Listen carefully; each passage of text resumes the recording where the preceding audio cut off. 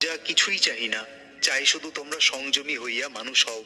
আমার বাক্যে তোমাদের নির্বিচারে শ্রদ্ধা হোক। আমি যাহা বলি তোমরা তাহা জগতে ঘোষণা করো। যেখানে মন ভালো নেই সেখানে ভগবান থাকেন না। যেখানে দুই আছে সেখানে আমি থাকি না। যেখানে মিল আছে সেখানে আমি থাকবো, মহাসুখে থাকবো। আর দুই যেখানে আছে আমি সেখানে যাই না, এটা তোমরা জানবা। আমার শিষ্যদের আমি বলিতেছি, তোমরা সম্প্রদায় নিয়া কোনো বিবাদ করিবা না।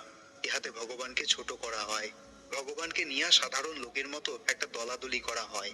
এইরকম তোমাদের ভেতরে যেন কোনো ঘটনা না ঘটে, ইহাতে গুরুতর অপরাধ হয়। কিভাবে আধ্যাত্মিক স্মরণ লইতে পারো সেই চেষ্টা করা দরকার।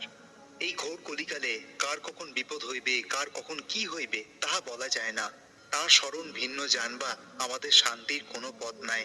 এই যে দেখো, ঘরে ঘরে বিগ্রহ আছে, আশ্রমে আশ্রমে বিগ্রহ আছে, পীঠস্থানে আছে, কিসের জন্য? যে বাড়িতে